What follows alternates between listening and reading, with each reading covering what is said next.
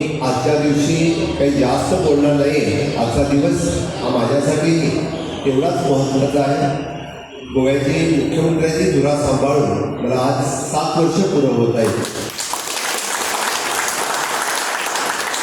सर्वच गोवेकरांच्या आशीर्वादाने आणि माझ्या भारतीय जनता पार्टीच्या सर्वस्व नेतृत्व माननीय प्रधानमंत्री मोदीजीपासून बाकी सगळ्यांच्या आशीर्वादाने गेली 7 वर्ष लोकांची सेवा करण्याचा योग मला मिळाला.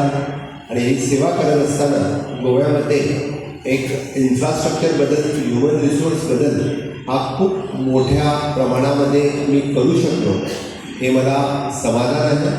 आणि हे सगळं करत असताना सुद्धा दिव्यांगासाठी प्रधानमंत्री दिव्यांशू केंद्र जे गोवा मेडिकल कॉलेजमध्ये आम्ही सुरू केलं, स्पायनल रिहॅब सेंटर जे केशव सेवा साधना आपला बांबोळी या ठिकाणी सुरू केलं, हे तर मी म्हणेन, कारण कदाचित या उपक्रमाबद्दल गोव्यातील तमाम लोकांना माहिती नसेल.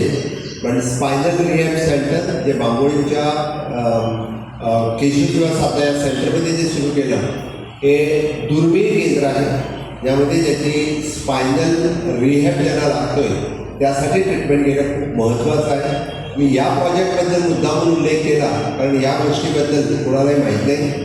मला माहिती आहे, जेव्हा 24 वर्षाची एक मुलगी स्पायनल रिहॅब घेण्यासाठी तिला दर आठवड्याला चेन्नईमध्ये ट्रॅव्हल करत होती, त्यावेळी मी इनॉग्रेशनच्या वेळी तिला जेव्हा भेटलो तेव्हा अक्षरशः व्हीलचेअरमधून मला तिने पायाकडून सांगितलं की मी हे कधीही विसरणार नाही की ही ट्रीटमेंट फॅसिलिटीज आपल्या गोव्यामध्ये पहिल्या वेळेस आपल्यामुळे सुरू होते.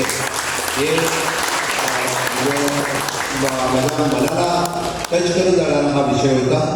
आणि प्रधानमंत्री दिव्यांशू केंद्र गोव्यामध्ये जेवढे माझे दिव्यांग भाऊ बहीण असेल त्या सर्वांसाठी म्हणजे हे फ्री ऑफ कॉस्ट दिव्यांग इक्विपमेंट देणारं हे केंद्र आहे. त्यामुळे बऱ्याच लोकांना या गोष्टीबद्दलही माहिती नाही. आणि हे सगळं करत असताना मी सातत्याने म्हणतोय की गोव्यातील गरीब लोकांच्या चेहऱ्यावरचं हास्य तसंच ठेवण्यासाठी वेगवेगळे रिफॉर्म्स आणले. त्यामध्ये माझे घर, त्यामधील मुलकाराचे घर आणि त्याचमधील ॲग्रिकल्चर प्रोटेक्शन ॲक्ट या गोष्टी माझ्यासाठी खूप खूप महत्त्वाच्या आहेत. मी त्याचा उल्लेख आजच्या छोट्याखानी कार्यक्रमामध्ये एवढ्यासाठी केला कारण पुढचं वर्ष या सगळ्या गोष्टींना ते बळ देणारं असणार आहे.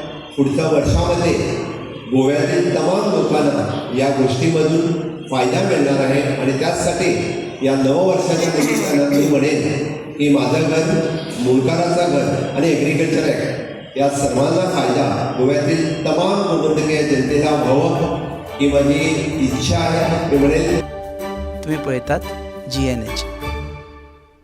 दाने दाने में आरोग्य प्राप्तिरस्तु, दाने दाने में सौभाग्य प्राप्तिरस्तु. अमृत जैसा इसका स्वाद, ये है पौष्टिकता का प्रसाद. कण कण में पंचामृता, रग रग में पंचामृता, तन मन में पंचामृता, देश भर में पंचामृता, घर घर में पंचामृता प्राप्तिरस्तु. शुद्ध भी, स्वाद भी, सेहत भी. पंचामृता खाओ, हेल्थी जियो.